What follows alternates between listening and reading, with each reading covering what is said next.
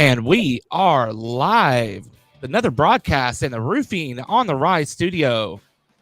We are sponsored by Roofing Supply Incorporated here in the Texas marketplace, where you can come and buy all kinds of shingles from us, from me, 210-919-8987 for any kind of shingle order in the Houston, Texas marketplace. We're also sponsored by West Group Public Adjusting. Need a good public adjuster in the Texas marketplace. West Group Public Adjusting is the people for you. Today we have an amazing, awesome A-list guest today. Lateef, how are you doing today?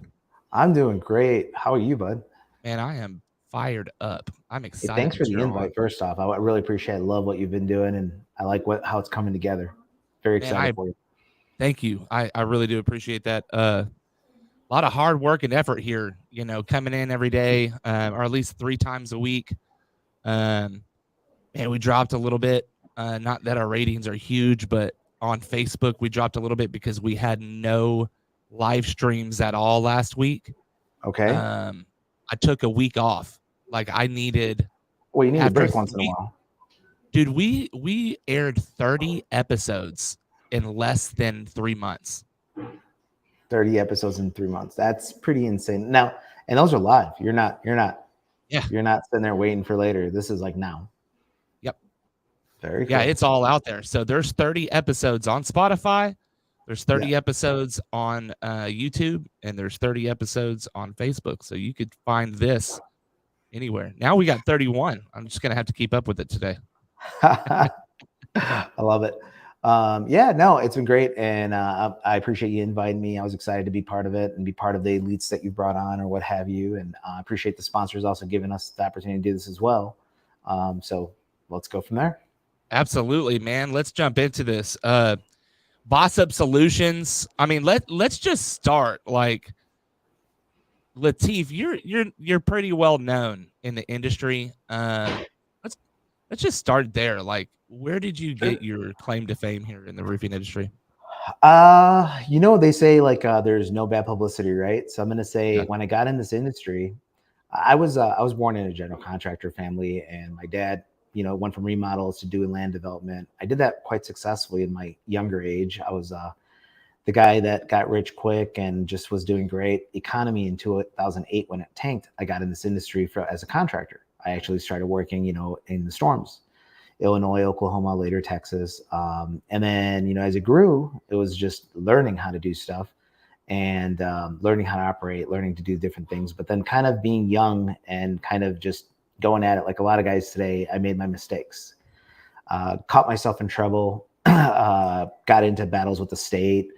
And that took me a while to free up. And I got in the call center industry because we had an internal call center at that point that I built to generate leads, which back then was a great method of generating business. So, I'm one of those guys that'll try stuff, right? So I tried it, and I tried the call center, did that for 10 to 14 years, something like that. Sold that 4 years ago, started Boss Up. But how I came in the industry, how I got to be known was actually my mistakes. Our industry is not very forgiving sometimes. It's a kick 'em when you're down. So when you end up making a mistake, you're on the limelight and there's comments coming through. And because it's and I'll be straight, white dominated industry for us, that's slowly broken over the last, I'd say, decade. I was sometimes I felt like I was targeted at times. So when I made mistakes, I did a drone program years ago, right? It was a drone inspection idea. Do an AI drone. We get the report. We do a virtual sale. That was 5 years ago, I want to say. And that became kind of a headache for people because like we overpromised and it became a bit of an issue. We were overpromised, so we overpromised. It was one of those deals. But anyways, we got through it. But that created a lot of popularity. But I'll tell you this. First guy to do the drone thing, first guy to do the, virtual sale thing in that scale was us. It didn't work. We kept pushing, something we still do in some fashion over here. But I'm that guy who will go and try something. I like to execute and just say, okay, we've talked about it enough. Let's go do this. And if the pieces fall, let's go pick them up and figure it out. And I think that's brought me on the stage with a lot of people in the industry, the Kevin Burpees, the Randy Brothers, the Anthony Domenico's, Lee Hates, whatever. So being around that, I think that club and network, it grew into, everyone knowing. And I'm a bit more neutral. I'm not very I'm an Anthony guy, not a Dimitri guy. Like I'm neutral, I'm Switzerland. Yeah. With a big opinion. So Right. Yeah, that's what I like about you. You've been pretty fun since I've been around. yeah. We haven't had a lot of one-on-one time. We've had a Mhm. lot of group time, right? Yeah. SVG, we met each other through Yeah. Anthony. I've met a lot of people through Anthony Del Medico. Big shout Same. out to Ant, one of my most consistent friends throughout the years. So, Yeah. uh, big, awesome network that he's built there. And yeah, we haven't Yeah. had a lot of one-on-one, so I'm definitely looking forward to maybe doing some of that here in the future. And also, Absolutely. I was super excited that you said yes to jump on the podcast because that's an hour of one-on-one time right there. Yeah. That's what I'm saying. I was like, we got one-on-one right now. It's you and me. That's it, And a baby. bunch of That's listeners. it. So let's jump into the mistakes, right? Because that's Yeah. controversial, Sure. and people like to hear about that, right? So Yeah. whenever your first mistake in business, how big was that, and did it get how much attention, right? Like how much attention did it really get, and I what was did it make you always feel? a entrepreneur-minded person, right? And I always I believe what I'm selling. It's not because I'm a salesman. It's because I truly believe whatever it is I'm offering. That may mean it's thought out fully, that it's ready, that it should be launched, right? I think I've gotten better at that over the years, but I'm that guy who says, let's do this. And then I'll be like, we're going to do this, this, and this, the over promise, under deliver, if you would, growing into, hey, tame yourself and do this a little better. So my mistakes were a lot of times, the first series of mistakes probably had to do with taxes, laws, things like that I didn't truly understand. I came from an immigrant family. I was born in Chicagoland area, but I didn't have that background. Now, the ignorance is not an excuse, but it was there. The ignorance was there, and the I can do anything, I won't get hurt attitude. So I went through that. My biggest mistake in this part of the industry, the first one was something simple. It was a right of rescission letter that we didn't give to somebody that ended up on the state side, right? But that wasn't really what happened. What really happened was Lateef was robbing Peter to pay Paul on jobs. And Lateef was doing these jobs and he was living it up and having a good time. And then he ended up having somebody who had an attitude with him. Not a big deal. It was like $3,000 that I needed to give this person to make them go away. But I kind of like crammed it down their throat and said, no, I'm not going to do it because you know what? We have a contract, we have an agreement. And technically, I was right. Yeah. And I was given opportunities to fix that problem. I was given opportunities by them and their warnings. I was given opportunities by them approaching law enforcement and asking them to step in. And it made me more angry. It made me more irritated. So what I ended up doing was fighting back. Pride's a bitch, right? Sorry for the word. But like that got me in trouble because what happened was the state of Illinois, just like many states that have this hail and stormers, they had this group of so if you ever see how attorney generals work, they're not going after someone specific. What they do is kind of try to group things together. So there's contractors there creating whatever. So when my name pops up as contractor bad, yeah, it's a $3,000 deal, but they just grab it and throw you in that same bucket with a guy who stole $1.5 million or something, right? Yeah. And there's no real comparison when it comes to newsprint or whatever, right? It's like Lateef Farooqui in trouble for this or that. So we ended up doing that. And I had to fight the state. And as you're doing that, if you've ever been in a situation like that, it ends up being where you feel at some point, at least if you're a good person, you feel like, hey, am I a bad person? And that was an interesting kind of cycle I went through. I remember sitting with my attorney at the table with the attorney generals and all that stuff, or state attorneys or whatever. And then my attorney drops this big, those big boxes with the files in it, He's got all my files. And I'm like, okay, what's he doing? He's like fumbling. And he's like, can you give me that name again? So they had went through, called all my customers, tried to get like people to say that I was bad. And he goes through and they had 4 people. So he pulls out these 4 files that for some reason they were upset. 2 of them actually had completed jobs. They had no reason. 2 of them probably had small basis, but nothing that we couldn't have fixed had we kept going. But we were asked to stop construction, right? But he pulls out those 4 folders and he goes, okay, I just wanted to slide this over here. And by the way, this is 500 jobs that Lateef has completed that we have satisfied customers. And these are your 4s. This is your 1% of customers that are upset, 1%. Yeah. And I want you guys to understand that. And he was like, I, as an attorney, about 25% of my customers hate me. So and he's like, so let's take the word fraud off the table. Let's take these certain words off the table, right? So that helped me kind of consciously come to terms with, okay, we do fail, we do have mistakes, and I'll tell people out there, they're so afraid of making mistakes. Sometimes it gets in the way of attempts. You gotta try, and you gotta be prepared to fail, but you gotta be out there and face the music. If you do something, then you gotta fix it, whatever it takes. Communicate. And don't let pride be in your way. Pride's definitely not a friend. Yeah, that's tough right there. That's very humbling for sure. Mm-hmm. So walk me through recovery after that mistake, right? Absolutely. After that mistake, even during that mistake, because it took like about a year and a half through the legal system to get through, and the Yeah. thing is, when you win with the state, which I did, you don't win. You Right. pay money. Yeah. Yeah. So just so you know, if anyone says I beat the state, they didn't beat the state. They paid somebody, you know. Oh yeah. So that was one part as I worked through it, trying to find a way. And one of my favorite songs out there, if you listen to country or whatever, is Rascal Flatts' "Blessed Broken Road," right? Yeah. And I always, not from the song perspective, but from the concept. The idea is like things happen in our life. Can you things happen in our life that actually guide us different ways, right? And bring us to where we are today. And that's the concept of that song. So I can tell you that that guided me to take the call center that I had internally, which at that time was probably 10 people roughly. We were setting appointments, and then scale that. That over the next few years grew to 100 agents, and we were doing appointments for people in this market, right? And by doing those appointments, I was setting appointments for contractors. I was learning more about the industry. I was consulting a little bit.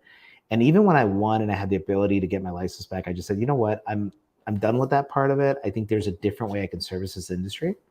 And I kept going. And then proof's in the pudding. People will forget your mistakes. I mean, look at our political officials. I mean, we forget anything they do and we just kind of move on. We have a 5-minute memory if we say a message long enough. So it's just about getting back, doing things right, and letting your character speak. So I think that was the recovery, and it's happened not only then, it repeats. The cycle repeats sometimes. Hopefully you learn, and you're not repeating the exact same thing. And also hopefully you learn, and every time you make small adjustments to kind of avoid that process. But failure is inevitable if you're going to try something. It's what you do in the light of the failure. So I think people have to understand that and work with that. I think it's very important for a lot of us, Absolutely. So when did the idea of entrepreneurship come up, or was this always a thing for you? Did you ever work a W-2 job? Yeah, I did. Very, very little. My first job was pushing shopping carts at Venture, if you remember that store, which is a long Okay. time ago. Probably most people here are probably too young for that, or too, yeah.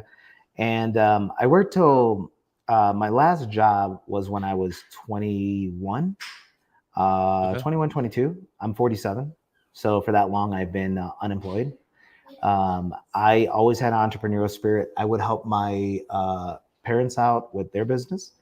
I would help my uncles with their business. I would help like just friends. I was very computer savvy. So like people like, and computers were a newer thing. I was around when typewriters were around. Okay. So, Yeah. don't let the darker hair fool you. It's white. It's just a different color. But the thing is like, I was always like willing to try these little tools and whatever. So I was able to create spreadsheets to do this or that and make little websites and do little programming. So it kept me into that, always helping entrepreneurs, which later made me want to be the entrepreneur. I've done quite a bit of different careers in my life, I guess. The call center being the longest, and this boss up is now continuing that path. I mean, we're touching 5 years now with this business. But I can tell you, boss up 5 years ago and boss up today is totally different. It's been putting something out there, testing it, understanding, adapting, making adjustments, rolling out the next version, and then continue to do it. I'm always like, people are always like, why are you always breaking it down at work? So I'm like, I want to stay ahead. I want to break it down so I can get the next what's happening. Yeah, I think that breaking it down and a plan like a goal, like goals. Yep. I don't. Everybody writes their goals differently. I write mine down physically, like I think handwrite it's it very down. important to write them physically for sure. Yeah. I think Um, that, and then even I have like on my bathroom mirror, I write my little statement that I have, yeah. and I actually speak it every day because I like to say it because I feel like when you speak stuff, it moves into reality, right? Man, when you And of look course, at yourself in the mirror, mhm, it does something different. yeah.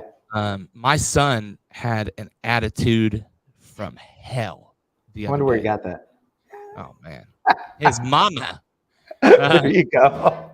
No, we're There goes I one I listener. come home briefly, and I mean the house is about to fall apart because this toddler is just everywhere. I mean, he's like the Tasmanian devil, and Too he funny. yelled at his mom a couple of times, Huh? and I am not okay with that. Yep. I don't care who you are. You do not yell at my wife. I don't even yell at her. Like Yep. Exactly. the entire time we've been together, I think maybe we've yelled at each other 3 times, maybe 4 Very times, cool. right? So, uh, Yeah, I was I the picked same. him up. I cannot get into loud arguments. I'll have a Yeah, I'm out. conversation with you. I just cannot. I tune Yeah, out completely. yeah, It's, same. and it's not that I don't want to do that. You don't want to get me to that point. I'm bad, so I just Did you stop have myself. So trauma I don't. before in your past? Some, different things in life. I think we all do. I think that whole Yeah, trauma thing's overplayed, but like I think for me, it's been one of those things where I don't want to. I don't want you to push me to that point because I'm not a good person at that stage. yeah. And I'd rather not bring myself to it. So I'm not going to let you control my temper and my heartbeat and whatever. So, but continue. I was listening. I'm sorry. I just wanted to say that. Yeah, no, you're good. I took my toddler, I put him in the into the bathroom, and I stood him up on the counter, and we, had him look in his face, and like, hey, have that same energy, do it again. And it's Yep. like, no, I don't want to. And it's like, okay, uncross your arms. And then we said 3 or 4 positive affirmations, and we did it over and over again. And finally, he had an amazing day after that. And I Yep. think it's really important to do that. So I'm It glad is. that you brought that up, man, because that's a super important part of your Yeah. day. Writing it down. I think the worst one for me. So writing down goals, always I had some fashion of that. Affirmations, speaking them, I had that. Where I really kind of struggled is books, like doing, doing your numbers, right? And because I just like to, I was that guy who always just said, what do we need? I'll go make the money. Don't ask me to, count it. I'm going to spend it, but whatever we need, tell me, I'll go get it. Right. I was good at Yeah. that and I'm very capable of doing that. But like I learned through the years, you got to track your numbers. You got to see what's going on. You got to like do your numbers. Cause if not, you slide back. Numbers catch you. I mean, I know I went to a point somewhere in between this model when the economy failed. Like I went to a point where I did sleep in a car, right? Yeah. So I did have that happen in my life. So now when I track my numbers, my zero number for most people would be like a good savings number. I have a zero number. And if I get anywhere close to that, I start freaking out. It's almost like I'm about to be homeless, like that's Yeah. how I feel. And my zero is not zero anymore. There's digits in front of it, but I just created a zero number and that's my like oh shit number, and I Yeah. have to have that. And I think people need to do that for themselves. And it doesn't hurt to just once a week go through your books and do some things. One of the things we do when we enroll new clients, I ask them to pull up their bank statement and get their subscriptions. And we look at how much waste we do. I mean, the average customer for me saves $1,200 just from that going through their subscriptions. That's Mm. nothing to do with me. It's just saying, are you using that? Oh no. Well, why are you paying for it? Well, and it's like, Mm. no, let's cancel that. Let's cancel this. You find $1,200 a month, $1,200 a month. That's a That's lot of money. whatever. It's a little vacation, whatever, I mean, Yeah. I don't care what you spend it on. Don't waste it to like, I was doing it myself. I'm paying like Dropbox $150 a month. I got 2 files in there. I have Google Drive. Why am I paying Dropbox? Because Yeah. I signed up for some trial and then, it just kept paying and I'm not looking at my numbers, right? And I repeated the cycle actually just not long ago, a few months back. The gal who does my books had to leave because of personal stuff. And I stopped doing it. And again, I found myself sliding down, I was like, whoa, shit, we got to get someone back. Actually, I got the same girl back. I talked to her and said, hey, let's do this remote. So That's that worked perfect. out. But because I hate talking about that stuff with people. Like her and I had a relation on that. So it's like, you could tell me, and you could tell me that I'm overspending. It's all right. Yeah, because I it's want to hear kind of from anyone hard. else. Exactly. Yeah, it's kind of hard Don't to tell me I listen to can't do someone. that. Right. Yeah. Listen, I am having that drink at midnight because I'm with a client. Damn it! Like I just that, for me, like, you know, when it comes down to that, an entrepreneurial mindset, it's hard to be able to deal with your books and with someone else. I know it for me, it's been hard to even open up with my wife. Like, we've been together for almost 13 years. I just now signed a DocuSign yesterday to add her as a signer to my account. So we now have a joint account as of probably today, right? Because I waited until 5 o'clock yesterday to sign it, you know? Yep. Next thing you know, you're gonna have joint Facebooks. It's going places. Oh no, that is not happening. I know she's watching. It's not happening. Not today. You should do it. I really suggest it. It's good for the relationship. Oh, you can thank me later. Okay. No, another thing you learn over the years, a lesson I would tell people that are listening and that are doing business and kind of trying to find their way, getting support. Like, I'm not good at books, right? So get someone to do it. You know, if you're not good at sales, get someone to do it. If you're not good at something else, get someone to do it, and find people. And in today's world, between outsourcing, the freelancers, the different things, opportunities are there. You know, the what's that quote? It's not a lack of resources, it's a lack of resourcefulness. You know, so it's one of those things where if you need something, you can do it, and don't. Sometimes paying more is better. And what I mean by that is not paying someone a higher ticket, but what I mean is me needing to do books once a week and paying her X is probably better than me hiring her all week and trying to figure out what to do with her, you know? Yeah. So don't get in the trap of, like, a lot of people are like, well, I got to hire my social media guy. I got to hire my estimator. I got to hire my whoever, you know? And it's like, don't get too caught up in that. Utilize people's strengths and see what you're good at and focus on that. You know, focus on what makes you money in your environment. Don't try to do everything everyone else does, because it's gonna just get you in trouble. You know, and it's something that I just kind of learned. And probably not gonna work either. Yeah, I mean, I have, you know, like with us, we have a team. You know, yeah, and my team's, it's cool because I get to, the contractors have helped me do this by having these 30 people with different resources. Right, I have people that do estimates. I have people that do claims. I have people that do marketing. I have people that do websites, video, etc. Right, but because you guys are using them, we're kind of all co-oping it. It's like a we work for business. You know, like we have this like different human capital that we can utilize. So not only do you guys get to use it, but I also get access. So when I get stuff, I can also get things for them to get stuff, like be able to utilize. Right. So I'm actually able to utilize my own team, which is kind of nice, because if I need a graphic done for my kids thing, I'll be like, hey, take care of this for me. So it's kind of cool to have access to that amount of resources. It's really powerful. You know, some people have visited down here and they're always like, wow, you have a lot more than you share. And I was like, yeah, well, I can only share so much on camera, you know. Visiting is always good. Yeah. I mean, and at the same time, I know everybody likes to keep a certain you know, a certain secret. Like, you know, my house is, I got a certain spot in my house, like, I don't talk to much people about, right? Like, that's my, when I walk into the house, it's a quick hug with the kids, a peck on the cheek for my wife. I got to handle business, and I'm in my room, and I'm in my. How many kids do you have? I have 4. 4. Wow. What's the age range? 3 at the house. So I got a 9-year-old, 8-year-old, and a 4-year-old at the house. 12-year-old, 12, about to be 13. Wow. Separate. Pretty awesome family. Yeah. Love it. How many?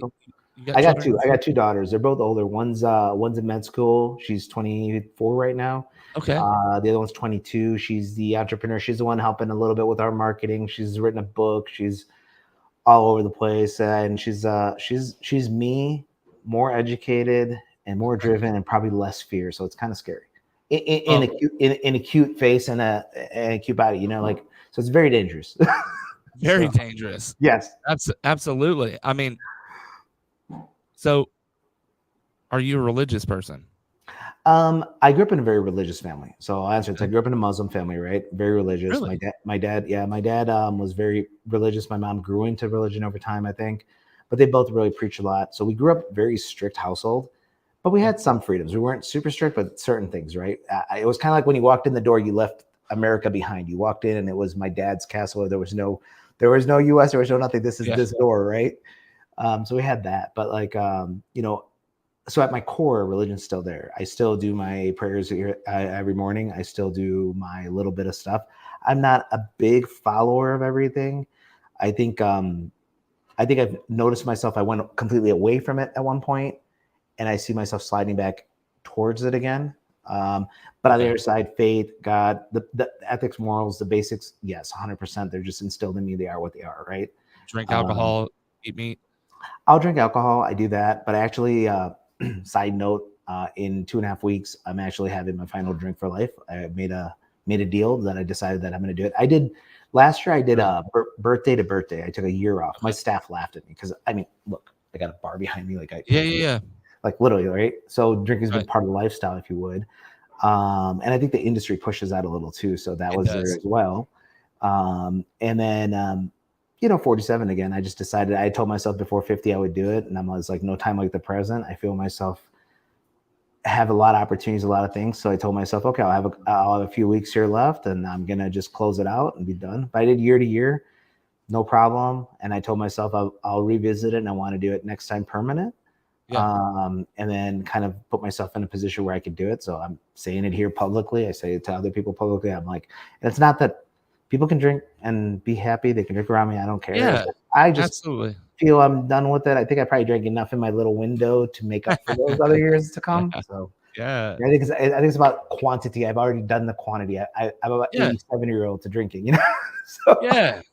I feel that. Like, I quit drinking about 3.5 years ago. oh, good for you. Uh, thank you. I personally can't handle myself. I can't handle drinking. Mhm. I guess you could call it allergic. Yeah, I'll break out in handcuffs and cocaine. yeah. And that's kind of how Yeah, the it's industry a slippery thing, pushes. and it's sad because I mean it's untalked about as much. Where it's something that because it's illegal, because it's obtainable, it's not seen as bad as cocaine, for example, right? Yeah. But the reality is it's probably more addictive, more damaging in many ways. And again, I'm not judging anybody. Do what you want. I think I can skip a year, I can skip a month. I've done it every year. I give myself a challenge. I'll be like, I'm going to skip a year. I'm going to skip a month. I'm going to skip 2 weeks, whatever, right?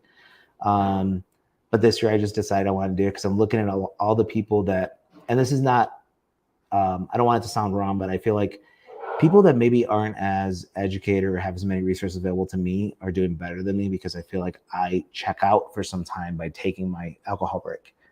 And I feel like it's time for me to do that. Also, role model to children, the religious Yeah. side, Yeah. role model to other people around. I feel like it's time. I'm no longer that, like what you asked, how did you get known in the industry? Like, okay, I kind of party with them and I have fun and I got involved. We became buddies and we did stupid shit. Well, there comes a point where you have to become an adult and now set the example for the new generation, right? Yeah. And they can still do that. They can still party. They can still have their fun, and that's great. Yeah. I just feel that for me, it's time to check out of that world and focus on a different chapter in life. So, kind of Man, made that decision. congratulations. That's a big thing. It's definitely hard. And I mean, you just said that on a live stream. Yeah, That's you very can hold me vulnerable. accountable. See you guys July Yeah. 4th. Ask me I, for a I drink. Won't happen. I will definitely hold you accountable to it. Do it. I'm not a drinker Yeah. because I have issues with substance. Yeah. So, um, if this were a Coors Light, That's pretty bad too. just That one sugar. beer, Yeah. one beer. I know Dr. Pepper's too much That's like sugar. the most sugar there is. Yeah. I, I know. If this was a Coors Light and I were drinking this right now, Yeah. by the time we got off the phone, I would be at the dope house Damn. off of one drink. Yeah. I know, Um, you probably know Scott Rippel. He's a friend of mine. And Scott, and you know what? These guys, Scott, Dustin, who passed away, rest his soul.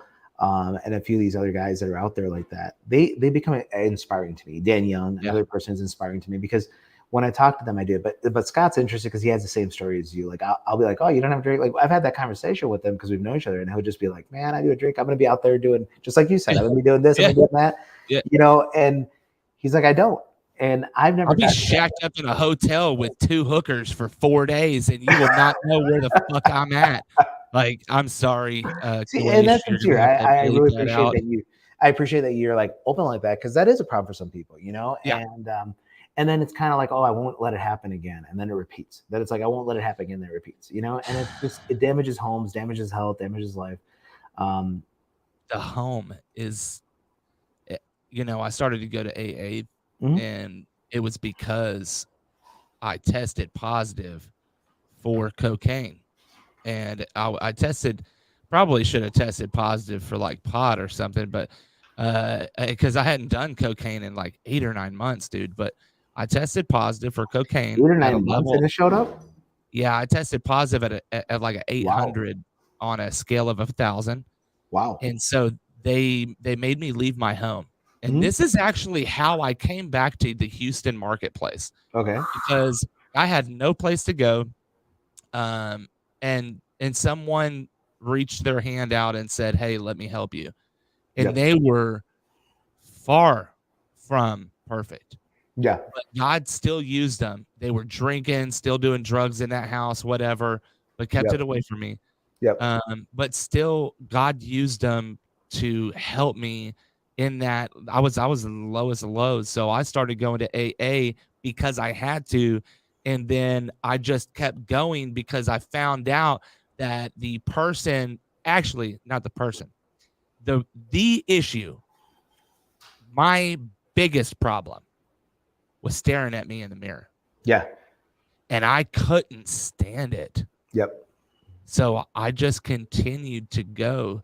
For people that could just stop and not have a program like yourself, where you're like birthday to birthday, and Yep.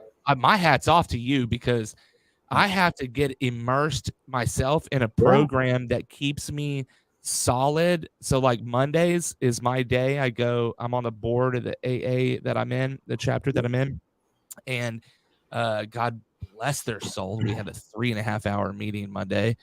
Wow. It should have only been an hour and a half. But anyway, I'll add that to my resentment list later. I have to have that because before, I tried it before, a year and a half, and I just back to doing drugs and alcohol. And me and my brother, we're at Hurricane Ida, dude. We're pulling like 40-foot trailers. This is the middle of the night, and like we popped a Molly, and we looked at each other. Like right afterwards, we lit up a cigarette. Yep. And we don't smoke. Yep. And we don't drink, and we don't do drugs. But we're doing That's all of it tonight. 3 things that we don't do. And he's like, bro, there's a problem. Yeah. And I'm like, yeah, there's a fucking big problem. And right then we chose to leave the hurricane. Okay. Because our problem was so big. That was 2 weeks into Hurricane Ida. Yep. That within the 2 weeks that we were in Hurricane Ida, we had to leave and go home and get regrounded. And it took us 6 months. Yeah. You know what I mean? It's hard to get to that stage again, to where you're not cloudy or hazy. You know what I mean? Yeah. And it's different for all of us, but I think like all of us have to understand moderation is the key, of course, right? But sometimes if it's sliding a certain way, I'm an extremist. Like, look, I don't like go out drinking every day or anything, but when I do go, I will drink more. And you know, I can tell you bad choices that I've made in my life probably revolve around alcohol, you know, led to other things, led to this, led to that. It's something I just don't want in my life. There's what you mentioned, religion. We were talking about a little. In Islam, you know, there's the month of Ramadan, the fasting month, you know. So if you ever go into the fasting month, and this is where I got my kind of yearly challenge from. So this is not a religious sermon in any way, like choose what you want, but I think there's good things to be had from everywhere if you look. You know, so one of the things that I saw was by canceling something for a month, you know, canceling bad words, canceling temper, canceling, drinking, drugs, whatever, for some period of time, you're able to actually, get yourself to a point where you can prove to yourself and reset yourself, right? So I think it's very important for people to do that yearly challenge. Even if you aren't going to quit drinking in life, don't. But give yourself that month challenge. Prove to yourself that it's not important to you. Go to a dinner and not have wine. Go out with buddies and not have that shot. And prove yourself that you can do that and keep yourself in that control, so you don't go down, where you said you ended up. I mean, that it didn't happen overnight. That thing it grew to that. Oh, of course. That gut check, like I told you about books, like looking at your books every week, similar, look at yourself every week. And by doing that, you put yourself in check a little. I think that's what's kept me from sliding down that. Scott and I were talking, and he told me the same thing. He's like, man, the fact that you can take a year off just like that, he's like, yeah, that tells me you're not an addict. I mean, you're an extremist, maybe. Exactly. But you're not exactly. And I was like, yeah. That's why I was like, my hat's off to you, because myself, that's why I said that. Because like, for me, I have to have that structure. I can't. Yeah. It's something that we say as addicts. If you're in AA, you'll say it. Us AAs are all the same, and we are. Mm-hmm. We all have the same issue, and it's depravity. Yep. And we fill it with what we feel is going to fix us, right? Yeah. Man, when you separate yourself, and you're talking about in business, you're ready to hit that level, right? Yep. You're ready to separate yourself. Man, I was in a Bible study 2 weeks ago, and someone said this. He was like, hey, I do not curse ever. And this is what got me to start trying to watch my mouth more. And I know if you're watching, you probably have seen that I've cussed a whole lot less in the last 5 or 6 episodes, directly associated to the conversation that we had. And the reason why he said that he doesn't curse much is because people notice that. Yep. They see that you're different. And that's a way in which that he used to be completely different. And that's the same thing with alcohol. So if you're in any kind of higher end social circles, a lot of times most people are drinking or are drinking like a sparkling water, which looks like you are drinking, or a tea or what have you. And this is something that here recently I'm finding out, because I'm going into a lot of larger, higher end social circles. And I will drink coffee instead of whatever else everyone else is drinking, right? I'll have an espresso or whatever. And when everyone asks, what are you drinking? What are you drinking? What are you drinking? It's espresso. And with Kahlua? No. It's espresso. Yep. Because they're looking to buy you a drink. Yeah. I'm going to go grab drinks real quick. What do you have? An espresso. Oh, yep. Wait, hold on. You know what? I'll get an espresso too. Yep. It's a way in which that absolutely unequivocally gets people's attention and gets them to think, why? Why aren't you drinking? I mean, Dustin and I went to vacation in Vallarta. So Bigler, who passed away, him and I were in Vallarta, and we were spending a week down there, or a couple of days down there hanging out. And, he doesn't drink. I mean, he'll have a drink, right? Back then, he'll have a drink throughout like a 30-day deal, right? And so he's like that kind of person, where he's not like, there's not a drop, but he's like, I don't drink. And hope just have like one with me or something. But it inspired me. So it was kind of like, even though he's younger than me and he's not around anymore, but he became inspirational to me to say, wow, man, you've made it this far. You're this successful. We had a lot of talks. I was like, it's inspiring for me to kind of head that direction. And these people are always around. I just wasn't there. But this doesn't have just to do with alcohol, to kind of, for the listeners or whatever, I will tell you this. It has to do with any habit. There's habits that control us. And I found my solution, at least, like I'm saying I'm going to eliminate drinking. Okay, that's different. But my theory is a little different. I say add things. If you add things, things go away. So for example, if you drink at night or whatever it might be, adding more water in your repertoire is going to make you drink less. Not eating, like I will not eat junk food. Okay, instead, why don't you just eat 3 healthy meals? And then if you eat junk food, you just won't have as much room for it. I'm not going to go out as much. Okay, add Dr. going. Pepper. Yeah, that's horrible. Add Topo Chico. Thank you. My wife has done that. We screwed up yesterday. Yeah. Got some Dr. So Peppers. adding things I think is good. Like adding, going to the gym, doing whatever it might be. Adding things ends up being something that you can do. And then I don't care who you're getting stuff from. Some of us judge because it's coming from one person or another. Their advice, they're like, oh, he's saying that. You know what? Good advice comes from bad people too. Yeah. Take what you can. Take the good parts. I've had friends come here that I learned something from. Every one of them. Hitler said, if you tell a lie often enough, loud enough, loud enough, often enough, and wait, what did he say? Anyway, basically, if you say a lie loud enough and often enough, the people will believe it. Yep, right? Exactly. And that's Adolf Hitler, and that is probably one of the most truest statements that has ever been said, like ever. Yeah, I'm a reader. I read about Adolf. I read about stuff. I'm interested. I want to know. It doesn't mean I have to agree with their things, but there's things that man did that are incredible. Period. Yeah, you could say what you want, and I'm not. There's also things he did that were horrific. I get it, but there's still stuff to learn. And you got to understand that. Okay, you can still slice away and say I'm going to take this from them, or sometimes you just learn what not to do from some people. You walk in, you got that guy being carried out, and he's shat on himself or something. Like it's kind of a good sign to be like, yeah, I'm not going to do that. So there's that side man. Too. But yeah, so man. You touched on working out. Yeah, going to the gym. Do you work out? Do you go to the gym? I was avid before. For the last couple of years, I've let it get away from me for no excuse other than myself just kind of programming myself. My gym is literally a couple stories up from my place. I can just go up and work out. It takes me 12 seconds from door to door. But I found myself making excuses. I've started again now, but up to about 3-4 years ago, I was very avid. And then I kind of stopped.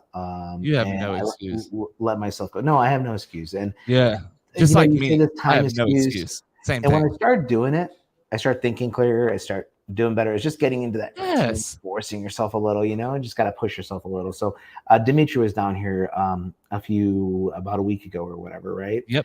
And when he was down here, he's the sauna guy and going into the ice chamber and all that stuff. So we did a lot of that stuff, but it kind of inspired me a little more. Like we were in the sauna and he's like, all right, we're going to start doing push-ups, right? We're going to do 100 push-ups. I haven't done a push-up for 3 years, right? So I'm like, all right, let's do this. So, I went from, we did 20, stop. That was kind of the deal. We're going to do 5 rounds. I did 20, 12, 5, fall on my face, right?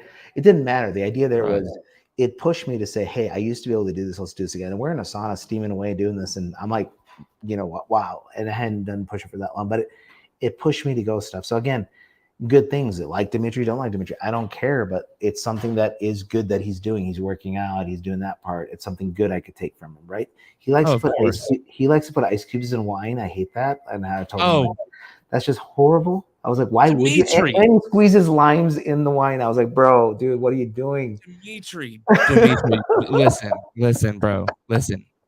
If you're listening, I hope you listen to this. You've got to change. That's the only thing that I want to motivate you to do to change is the wine and the ice chips. When he was here in Houston, I seen him pour. Okay, so first off, he ordered some ice, and the ice comes, and he's got his glass of wine. I'm thinking, what for his water? Maybe he's gonna chew on the ice or something. And then he just pours it into the wine, and I'm like, I'm like nails on a I'm like, what are you doing? Each time, and it's like, listen, hold on, Dimitri, why are you doing this? And it's like it tastes great, like I like it. Yeah, I was okay, like for no other reason besides he likes it. I mean, I get you got a super hot wine, you might drop a cube in it. To cool it off. It's not good, but I get it. Yeah. But the way he did it. So like the second time he came, I was a whiskey guy. I told people, I'm like, hey, go buy some cheaper. Like, don't let them bastardize my wine. Like, I have good wine. I was like, I'm not gonna squeeze lemons and put ice in my wine. Like, no, get out of here. So these next 2 weeks, one of the things I told people, I was like, hey, these next 2 weeks, I'm taking the opportunity to not go get hammered every day, but have drinks with some certain friends that, we would do that. And like I have a friend that I do mimosas with. I have a friend that I do wine with. I have a friend that we go out. I'll go out with the company one day and have like a little whatever, because it's kind of my just closing out. I'm doing it on my terms. I'm not, I don't need whatever. I don't need to be judged for doing it or not doing. But like my thing was like, I'm gonna do this and I'm gonna end at the beach. I'm going to the beach. Okay. Izuma Harris is where I go a lot. If you've ever seen my photos, I'm at the beach a lot, and I go to Izuma Harris. It's my reset. I go there. I ground myself. I take in the environment. So I kind of want to go there and kind of pace off and have a good weekend and just say, okay, that's it. We're done and let's walk away, right? And it's not even a sacrifice to me because it doesn't matter. I'm a basher. I've been I feel single like it for a feels long like a time. sacrifice. Yeah, I've been single a long time. I live alone. I have a girlfriend, all that stuff. But like, point being, I kind of do what I want, and I like my world. And I even though like a lot of people that meet me would think I'm an extrovert, I'm kind of the exact opposite, to be honest. I kind of get tired of people. I'm like, okay, everyone go away. I just want to like, I'm very good in a social environment, but I also need I'm the guy that'll go to the theater alone. I'm the guy that'll go to dinner alone. I have no problem with that. It's not a sad thing. It's actually cool. I enjoy time with myself. Is it because you're turned on all the time? Like you have to be. Yeah, you put on that, you're like, hey, here we go. And it's like, you get tired of it. Now, close personal friends, like if you and I sidebar and we're like just sitting around having a chat about something, right? I enjoy that like crazy, right? Yeah. Especially if it's like intelligent talk, like if we're talking about something, it could be politics, it could be whatever, but just something that, I feel like I'm gaining some value from, not just like we're just being stupid gossiping, or we're being stupid just talking shit, or just talking about dumb stuff. I don't watch a lot of sports. I follow football. Ever since Michael Jordan, I gave up on basketball. And football, I'm a Green Bay Packer fan, so I follow the Packers and I watch that. But that's only so many weeks out of the year, and that's only a weekend. I don't get obsessed with it. It's not like, oh my God. I mean, I'm not the guy screaming at the TV, maybe for a touchdown here and there, but not the guy, I mean, when you're down here in Mexico, it's kind of funny because like, the soccer games, that goal thing that they yell, I think they practice how long they can say it. I had my buddy down here visiting me with his kids, and they're like 5 or 6, and man, those kids were yelling goals so loud for so long, and I was like, that is hilarious. I was like, that is just ridiculous, but it's culture, Yeah.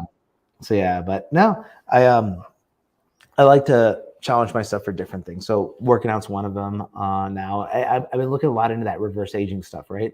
So a lot of guys out there, one of the things that you have to understand with reverse aging stuff, if you Google it and start looking at it, there is no reversing aging per se, but there is getting healthier and bringing your body back to certain levels, right? So a lot of people like now they're doing this testosterone balancing, right? Yeah. So there's that out there. And then that works for people. That's great if you want to do it.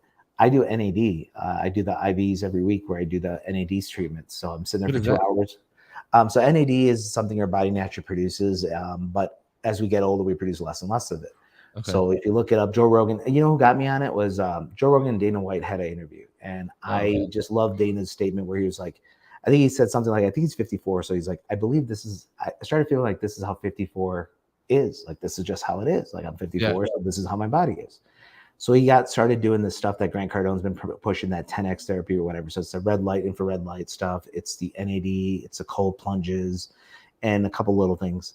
But I started researching it, and it made a lot of sense to me. I'm a big researcher. Even like if a doctor prescribes me something, the first thing I'm doing is I'm Googling it and I'm looking at what is it, what does it do, right?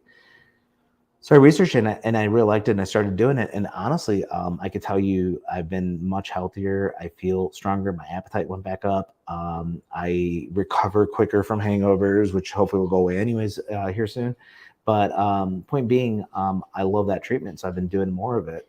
I do a vitamin infusion. I believe like drips are kind of a nice way. I literally plug myself in and I'll just sit there working and kind of just be dripping at the nice thing here is I'm in Mexico, I'm in Guadalajara, so many guys know.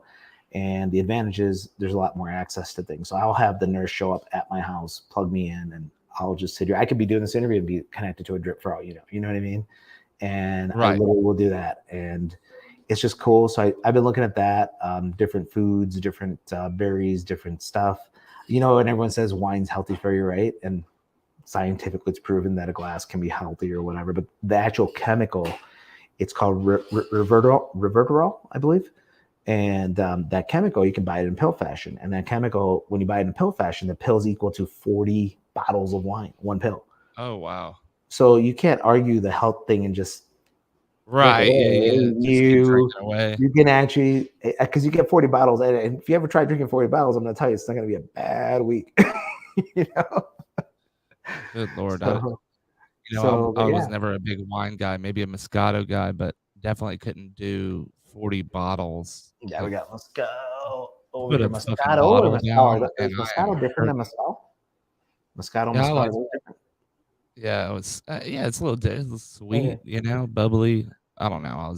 Yeah. I was more of a whiskey guy. Yeah. Actually, I was more of a cocaine guy. Okay. Okay. Let's just be fucking I got honest. you there. So I'll tell you my cocaine story, because like literally I can tell you that I was, so my first drink ever was when I was 25, right?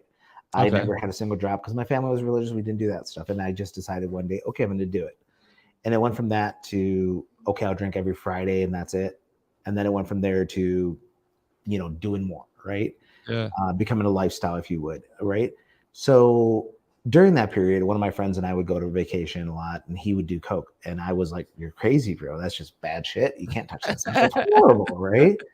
But we would do vacations. My dive partner, we would go like once a year, twice a year at the most, and we would go and we'd be gone for like 3-4 days for diving trips. So I scuba dive. So we're out there, and over time, it's like, just try.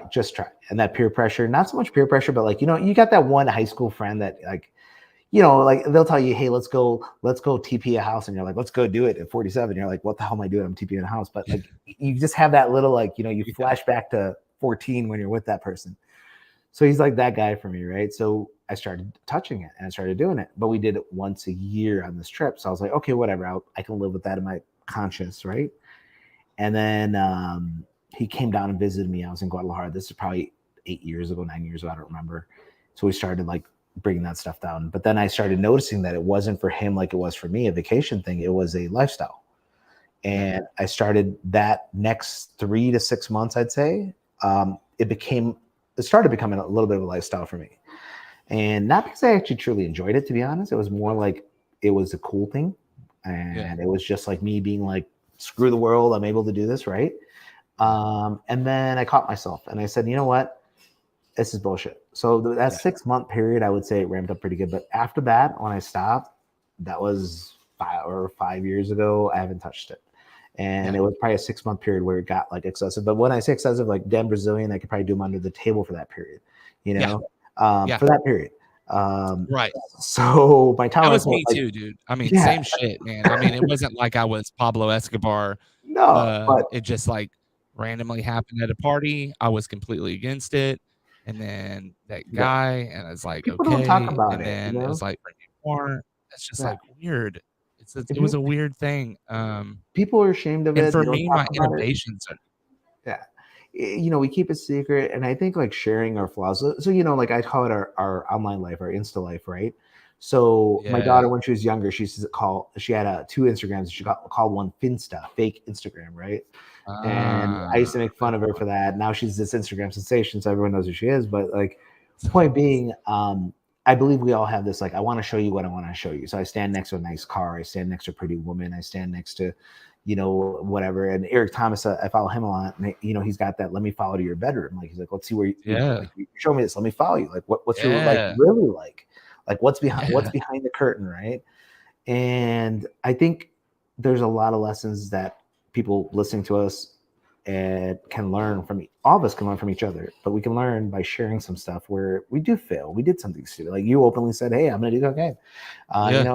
It's like, okay, that helps me understand that somebody who was like that could turn his life around, have a happy family, have a good relationship with life, you be stable, but he also knows that, hey, he could slide down that if he makes a mistake, and he's understood that he owns it. And that's inspiring to others, because it motivates people. But me just not talking about, not saying nothing and hiding, it's a problem. Like I think like we've gotten too much into this fake life. I mean, look at these filters. I mean, ask my staff. So like I could literally tell you, like we have some working over here, right? I literally will like be like, when they post the filters and stuff, I won't like it. If anything, I'll make a stupid comment being like, that's total fake or whatever. I'm like, dude, why are you trying to put this filter? I think it creates a subconscious in your mind of, I got to have this perfect nose. I got to have this perfect chin. I got to have this perfect whatever. Yeah. Look, dude, quit being fake. Be real. And then there are things you can control. You wanna have a slimmer face, eat better, work out better, go to a spa. There's things you could do if that's what you want. Don't put on a filter because it's just. And then these other, especially ladies. I think ladies have it very hard today. Girls are being challenged by men taking over, their sports, number one, but Oh yeah. also this fake life thing of like, this fake standard that's created by these filters and they're putting it up there. So I see when they put up this poster or this post and there's these comments, so beautiful, you're gorgeous, all their friends, right? And Yeah. this is like, it's become a plague where it's like, no, that's not beautiful. It's fucking filter. I'm sorry. Like they are a beautiful person, but Yeah. that's just ridiculous. Like, why are you doing this? And it creates a Be authentic. consciousness. Yeah, and I think it creates a very difficult time for women with. And look, my daughter, my younger daughter, she's a fitness girl. She's done a lot of different things, but I could tell you that one's like super fit, but she's always had the skinny dilemma. She's had that, which I didn't Yeah. know because I was never on the skinny side of stuff. I mean, except for like when I was 6, maybe. But so Me so too, bro. Me and you both. But Oh my I didn't know the god. skinny side, the skinny shaming, the fat shaming. There's shaming for everything, dude. Oh yeah. Fluffy eyebrows, no eyebrows, this, I that. think girls have it worse though. They do. Like they really do have it bad. Yeah, they do. And it's hard because girls are trying to, I think they've gotten away. And I'll say this, I think men, some of us hang on to the masculinity side or whatever, which there's things that I can say that maybe men need to adjust, but overall we hang on to it. Females have lost the feminism side and they're very selective. It's very, I want to be I want to be treated as an equal. And then, oh no, well, treat me like a lady. Then it's like, why would you treat me like a lady? It's very Right. confusing for them. And it's very Right. confusing for us men too, because I don't know how to act. Thanks Like for I touching on remember that. opening the door for a girl. She's like, what? I can open my own door. I was like, I was trying to be chivalrous here. Right. Like that is how I grew up. This has nothing to do with you being able to open the door. Yeah. This is just about that. And I talk about it. And it's funny. I don't know if you follow Andrew Tate or whatever and his Yeah, a little bit. comments. I had to watch an hour and a half interview of his one time, and he grew on me. I started understanding he's got his way, and controversy brings followers, of course, and he does a great job of that. But his He concept is and core is good. He's he's like, something you're on the. else, dude. He's He like, is you're on the definitely Titanic. something else. I He's like, listen to him when I work out. Like, yeah, yeah, the reason why I'm trying to clear this up. I think that Andrew Tate is extremely misogynistic, mm-hmm. but there is just like every other person in history, there are a lot of things that we can learn from this guy. He was on Exactly. fucking Dr. Phil Mm-hmm. 25 years ago Yep. being shamed because he was a fucking nerd. Yep. Like that, like this girl thought that he was a nerd and broke up with him on freaking national television and like you said, shamed him. Yeah. So, and people wonder why he went to an extreme. I wonder why there was a girl that fucked him up. Hey, look, we grew up when, or at least me, I'm older than you, I'm sure. We grew up where, like we did something embarrassing. Like you walk out of the locker room without your pants on because you're in a hurry, you don't think, whatever, right? So in the moment it's there, the whole class laughs at it, and it's embarrassing. It's hard to get over it. And a lot of people, parents today, like I hear them saying, "Oh, these kids are weak," or this or that. Our embarrassments, our failures, they had a lifespan of a few days, a few weeks, and there was no recirculation. Today's world, that thing's on YouTube. It's got 1 million views, not only the people you know, but more. And I can go pull it up 18 years later and still play that video for you about what happened, right? Yeah. So it's different for them. It's a different, and I think like understanding that and being more, like I used to be the same. I'd be like, oh man, these kids are weak. Like we just went to the playground and punch each other, and we did. So there are things that are weakened, but there's also they're dealing with a whole different set of conditions that we never experienced. When we made a mistake or we did something stupid or the girl broke up with us, the world didn't watch it. Now the world watches it, and how do you recover from that? And it's one of those things that you have to start learning and understanding and doing better. And it's a different world. But like feminism side, I think women have lost touch with the feminism thing. I always say, like, I like what Tate, again, like he was talking about. No, You know, you tell me how you want to be treated. Like they're gonna say, God damn it, I'm a woman. I'll get me off first, right? So, you know, it's stuff like that. And you go from there. But I think, you know, society is changing, and I think it goes through a pattern. You know, it pushes a little and then it resets, it pushes a little. So is it gonna go down to catastrophe? I don't think so. Is it going to have its readjustments? Yes. We're seeing it now. The branding stuff going on in the market now, you know, all these companies coming out with this and that. And, you know, don't force your agenda. Just do what you do. Sell beer, sell clothes, sell services. Don't push your agenda, dude. Like you said, you're a Christian, or I don't even know which denomination. I'm Muslim. We can be friends. It doesn't have to be this whole, like, I don't have to push my agenda on you or vice versa. Right. Yeah. If you want to listen to it, hey, maybe I had somebody challenge me. Somebody put something about like, you know, the ignorant people, they'll put something about, they'll grab one quote and put it up there. So some sort of Islam bashing thing. Somebody in our industry, religious guy, right? Yeah. And I made a comment and I put some facts out there for him. I'm a studier. I'm not a practicer. I study. So I shared it, and then he got into this challenge and wanted to challenge me. And I said, he's like, I'll pay. We'll fly out here. We can do this. We can do a live interview. And I was like, well, that's great. Here's the thing. Let me invite my nephew who's writing a book on this stuff, and you deal with him. I mean, he's going to be much more. No. It's got to be you. And I was like, are you looking to have a fight, or are you actually looking to educate and enlighten yourself for him? This little, this, I don't know how my ruler is bigger than yours. With especially with religion, is ignorant as all get out. My first religion was Islam. Okay. Yeah, that was my first religion. It's kind of crazy. My mom was married to a Pakistani man, and she had the whole wedding, all of that. You know, came in, shoes off at the door, ate with my hands. So I was like 4 years old to like 6-ish, 7, something like that. So I don't remember all of it, right? I don't remember like the core stuff. The ladies were super nice, called me Marquise Baba. Marquise the Little Prince. So yeah, first religion was Islam, Church of Christ, Lutheran, Pentecostal, you name it. My mom went on she just went on a spiritual search, a journey, and she ended up in a Christian, like kind of like a Baptist Christian type thing, Southern Baptist-ish. And I really do thank God that my mom had that journey, because I walked it with her, you know, and I was able to get to where I'm at now. But because from age 12 to age 13, 14, 15, it was so strict with Baptist, I rebelled against it 100%. And so as soon as I was an adult, I ran from it. My wife even, she's probably still watching right now. Shout out to my wife, Sarah. Love you, baby. She is a pastor's granddaughter. Independent Fundamental Baptist Church. And she did the same thing. I mean, just absolutely rebelled. I'm sure is a lot less than me. I know she's a lot better than me. Anyway,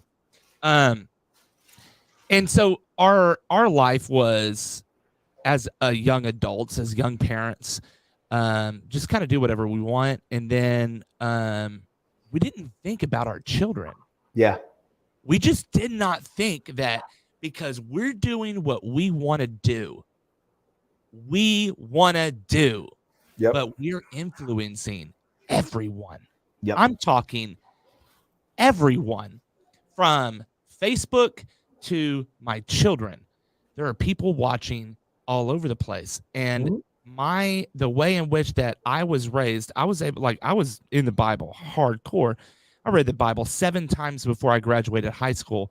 I had a theological type of degree whenever I left high school at 16.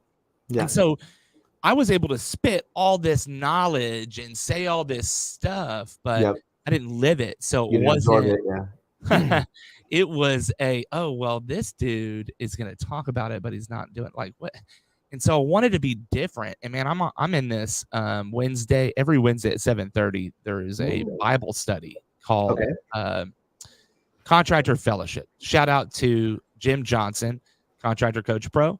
Jim Johnson hosts this Bible study every Wednesday at 7:30 in the morning Central Standard Time. And I've seen these men of God and from all different walks. So it's like, we have a Bible study, but I mean, we have all different kinds of people that show up. So I mean, all religions too. So it's an interesting conversations. Well, we had this, and I'm watching these men. I mean, very successful men that I didn't think in any realm were religious and or walked it. Yep. And I'm able to see this every day, and I'm getting challenged. And then my mentor is like, dude, you're robbing your kids. And he was right. I was spiritually robbing my family. Yeah. When I took my kids to church, now they are, I mean, like right now, I just got a text, like they want to go tonight to church, which is great. We're the same. Our parents put us into those. Our parents put us into those Sunday schools and Friday prayers and whatever. Now, the thing that I have mad respect for anyone. I tell people, a lot of us are the religion we are because of our parents, right? Our parents taught us this, and we are what we are. And even in your case, you are too, because she did this path and you went along with it and learned. But I always say that the people that are converts, and I don't care if you convert to Christianity or to Islam or to Buddhism, whatever, I don't care. But my point is, when you're a convert, you've done something for yourself that you've researched, that you truly believe, and you made this change, right? It's something you did for yourself. Now, some of us do it out of rebellion. I get that too, because there's that, I'm going to be Christian for a girl, or I'm going to do it to piss my dad off, like that kind of shit. And that's just dumb. But when you actually convert, I have mad respect for that, because I think, like, whichever way you go, whatever you decide to do, I feel you found something that resonated with you and it worked for you.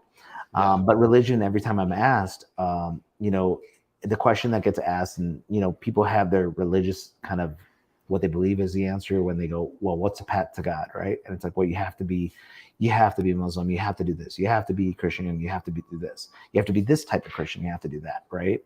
And I always ask them to grab their phone. I'm like, do me a favor, type in this address. What's your home address? Okay. And just let me know how long it's going to take to drop you off, right? And they'll type it in, and you type in your address, and then it shows you 37 minutes, 2 miles, 24 miles, whatever, right? And then it's like, all right, what's those gray lines? They're like, oh, those are like if we take the side street, if we don't take the toll road. So what you're telling me is there's 3 paths to your destination. And I'm like, yeah. So I go, so you're telling me the Almighty, the spiritual leader, the God, Allah, Yeshua, whatever you want to call it, built one path? I thought you were going somewhere else. I thought you were like, I'll drop you off. No. My thing is there's different paths to get to the same end. So because we walk different paths, don't judge people. Walk your path. Until you learn your path, it's not like I can stop, go to a car that's on another road and tell them which direction to go. I need to get there myself. And then you know what? It changes from time to time. Like your direction changes. There's a detour. There's something. So I tell people, like, hey, take your path, and if Google can give me 3 ways to get to my house, I'm pretty sure God gave us a couple ways to get to him. So that's my opinion. And that sometimes ruffles people that have that hardcore, like, no, it must be this way. And I'm like, wow, that's what deters me from religion. That's what pushes me away from it. Look at it. Yeah. So any of those paths that you went through, those different ways, if you had chosen one of those paths and took those down, whether it was an Islam one or that first Christianity or that Baptist or whatever, they could have led you there. It's about doing certain things, and you don't get too caught up in, well, I get the guys that, like, I had the guy that, like, oh, I remember in college, one of my friends, our roommates, one of our friends was Hindu in the house, and we had a lot of Muslims, right? Yeah. So, that goes. So, and we joked a lot. We had fun. We made fun of each other, but we never let anyone else make fun of us, right? So that was one of those things. Right. One of my Muslim buddies, after Friday prayer, he's just like, man, I love our friend. He's great. I hope he burns in hell. I was like, what? What did you say? he's like, well, because he believes in like cows and he does this. And I was like, first, you're ignorant to the religion, number one, right? Number one, you're ignorant to it. Number two, to wish that upon anybody, how does that make you a better person? Yeah. It's his path. And to be honest, Hinduism has been around more than most any religion we could speak of, so there's some basis there. And I'm not saying it's right or wrong. It's a path. So if he chooses that and he becomes a good person, raises good children, leaves good stuff, in my opinion, and I'm not somebody who's an expert on it, in my opinion, he's going to find his path to get to where his destination. Yeah. But me sitting there and just being like, no, because of this reason, he will be, Mahatma Gandhi being Hindu, he's going to go to hell. No, I can't say that. He did better for the world than you and I are going to do. So maybe there's something there for him. Mother Teresa did it her way. Like, how do you say that one is going and one is not? And who gives you that right anyways? Focus on yourself, work on your path, improve on it, and just leave it alone. And people just get too caught up in that stuff. And I use that Google example a lot, and people are like, whoa. And I'm like, that's my opinion. That blew my mind. I started laughing because I was like, oh man, drop you off. Let me get you an Uber. Let me get you that comes later. It's like, by the way, which one do you want me to pick for you? So that's after. Oh my God. I'm like getting some political talk, probably have some of those conversations too, man. Like, good God. There's a lot we can learn from each other. Sometimes we get so stuck on talking about our business or our offerings or whatever, right? And that's life. I get it. But there's also this side, like sharing stuff with people and understanding stuff. Sharing. This is vulnerable. This is what not a lot of people talk about this type of stuff. Yeah. Right. This is more of like this is an intimate conversation. Yeah. And I like that. I enjoy those. And nice thing is it's two-way. We both listen. It doesn't have to be this whole like me debating with you. I was part of debate club, so I'm a good debater. So, but the thing with debate club that you learned was, so let's say abortion for a topic, for example, and they would say you're pro, you're against it, right? So you would argue, and right in the middle of the conversation, they'd be like, switch. Now you have to turn your argument around and fight the other side, and I have to turn my argument around, and that made me very interested because like there's arguments to be made from both sides of most equations. It's not black or white, it's gray, like we always hear that, but we don't apply it. We hear it, we don't apply it. But the truth is there is a gray area for most everything. I'm not good with this map thing. I don't know if you saw that. This was what was it? Map means minor attracted person. So it's like for people that have fantasies with 5-year-olds and whatever, and they're attracted. And apparently that's a new thing coming up now after this trans thing. And I'm just like, this is where society's going to hell. There's just some things that let's just pull it back a second and get logical, Yeah. And let's forget the whole equal rights shit and everything else. Let's just talk about something simple, which is just human concept. If a child is not old enough to drink and a child can do certain things, I'm not completely against it. I'm sorry. And at the end of the day, if their parents are raising them a certain way, let them raise them. And, those are controversial topics people don't get into, but I see society going a little weird and it's interesting. But, I think like when you hang on to, again, if you add stuff, things go away. If you add a little religion, if you add a little exercise, if you add a little stuff, you lose time for this kind of nonsense. And we're trying to put the 10 Commandments back into school, which I think is paramount for us to do. There's core concepts. If you were to take the big 3 religions and even some of the other popular ones, there's probably 60% of core concepts that they could probably all pretty much agree on. Oh, most definitely. And you could take those concepts and instill them and not have pushback. You don't have to call it the 10 Commandments. You can call it morals and ethics, which is what it is. Of course. The problem is when you label it. If I say we're putting this Islamic rule in, we're putting this Christian rule in, and people get into this whole like battle over it. Use the label, get the concept, put it in there. And the whole reason we left England was religious freedom and taxes. Yes, religious freedom and taxes. And what do we have more than anything in America right now? More taxes than anybody. Taxes and religious. I think we're in the top 6 or 7 for tax. I forget what it is, but it's very high. The only thing we don't have is like a national religion. Yeah, that's it. Have a national religion. I mean, we do untold, I suppose. It is untold. But that's the good part about it. Don't have to declare it. Like it is what it is, right? I mean, America was founded on that. And so I feel like on this secession from tyranny, the secession, and I'm not saying that Catholicism. I'm be very very clear here. Not saying that Catholicism was tyranny and that's why we left. Yep. The organized religion is why we left. Okay. Well, like people say, church brings you to Christ. Christ takes you away from church, and it's one of those things where it's like you learn religion, and whether you call it Christ, God, substitute the Yeah. word. Let's not get Right. hung up Right. on. Yeah. Let's Yeah. not get hung up on Right. Christ or Muhammad or Yeah. whatever. Right? Religious institutions bring you, and Yeah. you learn religion. Well, when you learn it, and then that monetization, that commercialization, that whatever comes in, it deters you from it, right? And I believe that I'm a product child of that. Like I went into religion, but I saw that part of it, and I saw that that I hope he burns in hell part of it, and I was like, I can't be on board with that. I just that's not for me. And that's when I realized it's between you and what they say, the kingdom within, God's within, etc. Different things. Yeah. It's like you need to learn to be with yourself and be better, and then instill in your children, but also give them the liberty to Choose. learn and understand, but not too soon. It's kind of like it goes down to these other things happening now, but it means like, okay, learn it my way first. Okay, get Yeah. that down.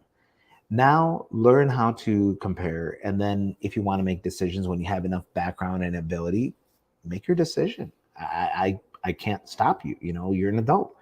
My father didn't stop me from drinking. He kept me from drinking to that age of 24 by instilling certain things in me, and I got to a certain level. Sorry, my elevator opened up and there's somebody over there just yelling and screaming. But there comes a point where you do have to let go of the hand, right? And Yeah. let them do their thing. You can't let it go at 5 years old. 5 years old, people just Right. they're not ready. You need direction at that age. Here's the thing: would you drop that child off, whatever age they are, on the side of the road next to a forest? No. Until you can say yes at that age, you cannot give them those liberties. Yeah. I'm sorry, because if they can't do that, if they can't figure out their way home, right? How are you going to let them make certain choices? Yep. Whatever those might be, religion, sex, different choices for whatever. It's just Telephone. In my case, they're not allowed to have a cell phone. Like what's that's the just age that you're going to let them have it? What's your number? So it's not a number. It's when that they're intellectually ready for it. Oh, So God. when right, yeah, it may not happen. Who's the judge? That's the question. It- Because it's like, okay, uh, they pass an exam. Is it just how I feel today? Or so I made a new rule recently, that they can call their friends. Yep. Because they have friends that were like foreign exchange students here, which is crazy. So like they've got kids going back to Russia and stuff. Like it's Yeah, they really want to cool. communicate It's whatever. really cool. So they want to talk to them, and like, how am I going to say no? You're Yeah. not allowed to talk to the friend that you've made, and that I'm just not going to be that guy. What I will do though is I'll put certain parameters around it, so you can talk to Mark as Yep. long as your chores are done. You don't talk back to your mother. You're not yelling at your Yeah. sister, right? So we have a board, and once you check on the board, once all the check marks are good, you could do what you want. Hey, that's nice. It's the cool part about that is you're instilling values that probably we had as children to some degree, or even if not us, in our generation existed, right? Yeah. Those have kind of gone away. We've gone to the auto parenting, the school parents, the daycare parents, the everything else parents but the parent. Right. And it has a lot to do with dual income households. It has a lot to do with society. And it's one of the reasons that when I came to Mexico, I enjoyed them. My daughter homeschooled for 2 years down here in Mexico. Oh, she came down. So she approached me, wanted to homeschool. Oh, was wow. tired of school, and gave me a very good argument. I actually had a whole PowerPoint presentation for me. It was pretty impressive. Amber, yeah. Okay, cool. So that stage, I said, hey, I'm going to be in Mexico for a while, but the only way I'm letting you homeschool because your mom's not that educated. You're coming down and you're going to do it there. Yeah. I'll hire someone. So I hired a teacher, and then she ended up hiring multiple teachers for different things. And that kid is now, if you've ever seen my daughter, Amber Farooqui, like she is all over the internet, and she is an author. She has her own events. She is very successful and she does great. But it came from, I think, that experience of leaving that country. And when I was younger, we flew a lot to Saudi Arabia, to India, to whatever, like different countries. My dad did get us to travel. And I learned stuff. I learned how to go to my relative that actually lived in a hut on the street that didn't have electricity or anything, that had water that looked like dirtier than Coca-Cola, right? Yeah. And drink it and be happy and be whatever. And I learned to go to that rich palace where you saw these things, you'd be blown away how rich some of my relatives were. So we did both sides, and it told you to humble yourself. One day you're gonna be rich, one day you're gonna be poor. It doesn't matter. One day you're gonna be around somebody who's this way, one day you're gonna be around somebody who's that way. So I think it rounded us a lot more. And then my child, when she decided to come here, I think it rounded her even more. Both my children traveled here a lot, but Amber actually stayed here. Farrah would visit quite a bit, but they've both become very very well-rounded people. I'm very proud of my kids. Like, if you ever see anything I post or whatever, I'm always like very proud of my children. Like, they've gotten older. They've obviously they don't need daddy as much as they used to, but they're still my children. I'm very proud of who they've become. And I think, like, I tell people now, start looking at, a semester abroad, or putting them, going in and volunteering. I remember at 16, my first daughter, Farah, I asked her, baby, what do you want? We were doing pretty good at that time. I could afford just about whatever you wanted, right? And I was like, what do you want to do? And she's like, well, and it started this way. I was like, we should rent a limo. So I was like, okay, here we go. We're building that little mini Kardashian here, right? Right. And she goes, and I want to pick 6 or 8 of my friends, and let's go to Feed the Starving Children. We'll pack lunches for a few hours, and then we want to go to Buffalo Wild Wings. I was like, you know what? You may be the proudest person in the world right now. I'm down with that, because you mixed a little bit of that advantage that you have because dad doing well, right, with a little bit of that giving back, and you included your friends. And that sounds like an amazing day to me. Like, that sounds awesome, and that's when I started seeing them become a certain way. But that kid, Farah, when she went to DePaul, and UIC is not far from us, right? University of Illinois. So UIC, we're part of the big Indian community. I'm Indian with low Arab in the background. Indian community was, some of our friends were going to go on this trip to Ecuador, and they were going to do some volunteering down there. It was through an organization called MedLife. And they go down there and they volunteer, do medical treatment, kind of help out. And they get like 2 days of volunteering, a day of kind of touring, that kind of stuff, right? Adventure, go see the town and head back. But just that one trip rounded her out so much, and put her on the path to what she's doing today, which is a medical school. Not only did it do that, when she got back, she loved the program so much, and she was so adamant about trying to help those children, that she was like, she went to DePaul at the university and said, how come we don't have this program? And DePaul said, we just don't have it. She contacted MedLife. She spoke to them, and there's certain requirements. She launched MedLife in DePaul. And as she launched it, she was by default the president. She told everyone, I want to do it. So she had to get, I forgot, a couple thousand signatures, this and that, and launch this program. As she did it, and she got her friends to do it, she told everybody, 6 months, I'm not the president. I don't want any of that. She did not care for the title. She did not do it for the attention. She did it because she wanted to help. Some people do stuff for title, and I'm not against that. Like, look, if you're helping, you're helping. But it was cool to see my child put that organization together. That today now is, I forget, a couple thousand members at DePaul now, and she created that. It was something she did as a passion, and she literally walked away from it. She's like, I don't want to deal with any of these political stuff. She did the paperwork, she did the organization, she did she did all that extra time and got people motivated to do it, and then she stepped away. It was cool. And that's when I knew I succeeded as a parent, at least in some fashion, whether it was because of what I showed her, or maybe because what she saw that I wasn't doing. I don't care. She learned it, so it was good. So I'm not taking credit at all for what she's accomplished. It's all her, but it's cool to see your kids get to that level, That's awesome, man. It's something that a lot of people worry about, is where their kids will be and how they're going to impact them. And if you're not worrying about it, you definitely should be worrying about it. And so there's plenty of books out there. There's plenty of people also that you can follow and watch, because nobody, I'm a very firm believer that nobody has it figured out. Like, There is just no one person that is just a perfect parent or a perfect grandparent or whatever. Just, you got to do your best with what you've got, but Yeah, you do. You continue do. to do better and But improve. it's letting them know that, hey, this is it, or let's find it the answer together, and giving time. I think, like, they say, like, most of crime, most of the problems that come in is from that divided household, the missing father, or Yeah. the broken household, or the violent household, right? You gotta, I mean, children are not just, you don't just have them and feed them. I mean, it's a big responsibility. And I think a lot of people in this industry were parents, and some of us do things, and you should learn. Well, going back to the phone topic, like, our number was 12 back then. 12 was when you could have a phone, right? So Yeah. literally 12 was when they got a phone. But I think phones are different today. There's a lot of different things that weren't accessible even back then. And it isn't that long ago. My kid's 24, so you're talking 12 years ago. But Yeah. um, things have That's like my changed even more. toddler. I don't like, I want to restrict as much as possible Yep. on like screen time. Digital and screen. Yep. In Yeah, yeah. general. Yeah, absolutely. Because, but 100%. guess what? If I restrict that screen time, if he's got all this shit done and Mhm. that's what he likes to do, and Yep.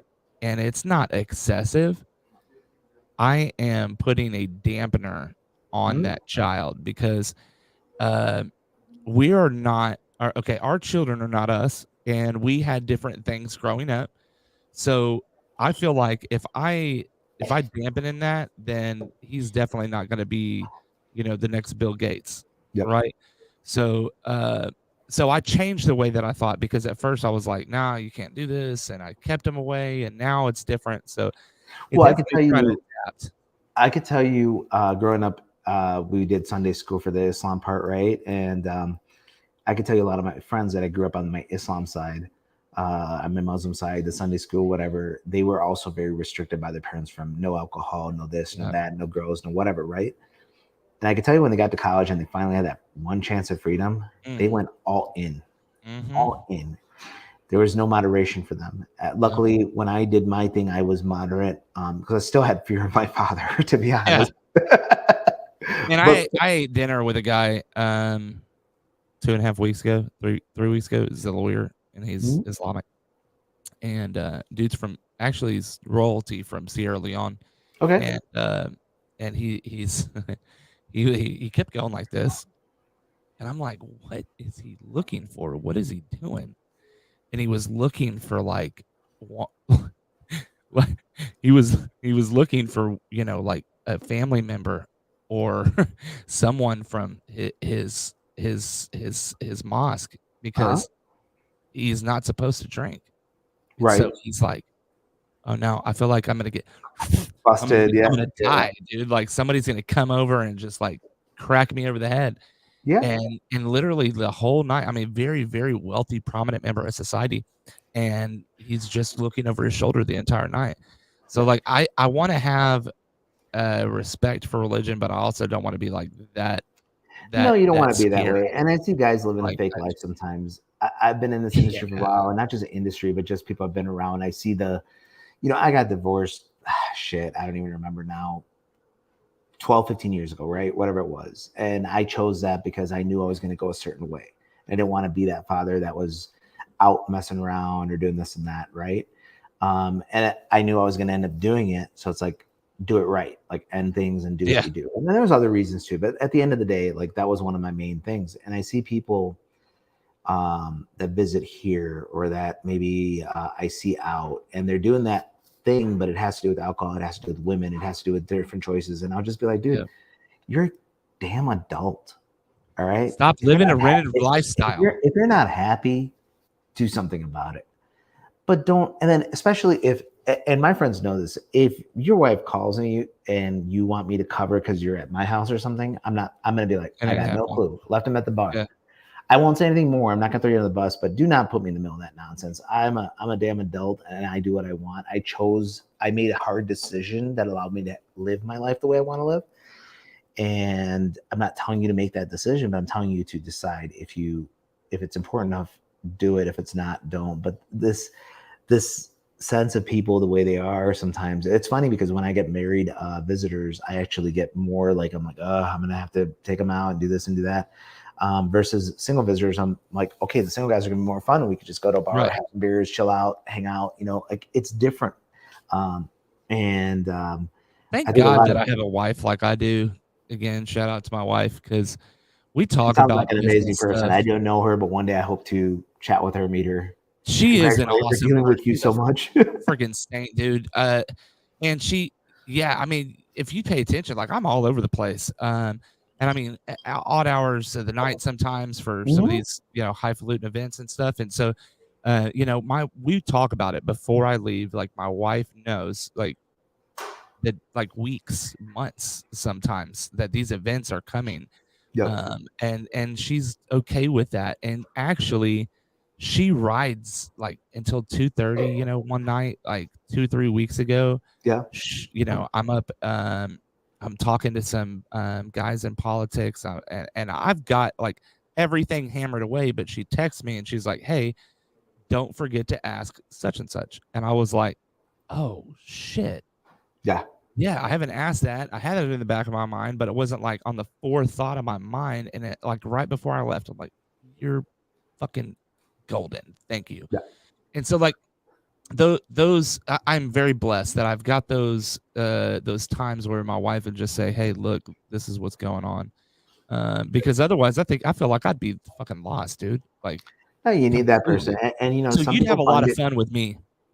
Yeah, some people find it in their wives, some people find it in their friends, some people find it in their children, some people find it wherever. But wherever you find it, man, you got to find something to help ground you, to support you, whatever it might be. And it's important. I think like without my friends, my close friends, and it's funny because as social as we are, you have your 5,000 Facebook friends, right?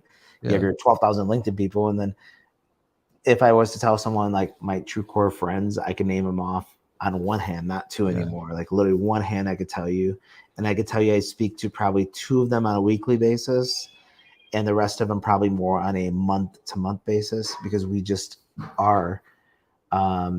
You as you get older, you start cutting off a lot of things. I mean, it doesn't mean you're not social, you're not going out, you're not friends, but you just figure out. At the end of the day, we all go in that box, and it's just us. So learn to live with yourself, learn to understand, and teach your kids right. There's other important things, right? So that's kind of where my life's been, and that's why that conversion in a couple of weeks, like I just said, hey, I'm going to do it. And, it's just simple as that. I'm going to say I'm going to do it, say it publicly, say it loud, and hold myself accountable, and bam. So That's fucking badass. Stuff.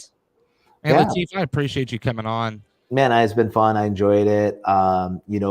If you sidebar, we should get together and chat sometime. Also, the Bible study, invite me one time. I'll definitely attend. I'm not obviously Catholic or Christian or whatever, but I'll attend. I like to. Yeah, absolutely. I'd love to. Yeah. So it's been a live broadcast here in the Roofing on the Rise studio. A little bit longer than normal, but when we have awesome conversation, got to keep it going. We are sponsored. We are sponsored by Roofing Supply Incorporated and West Group Public Adjusting. If you're in the Texas, Houston marketplace, definitely hit me up, 210-919-8987 if you're looking for some good shingles and a good public adjuster. Again, Lateef, thank you so much for coming on. If you will, hang on for just a second. Sure. You guys that are watching, please like, subscribe, and follow. And go to Boss Up Solutions Facebook. Like, follow, subscribe. Boss Up, Lateef Farooqui. Thank you so much. That was good.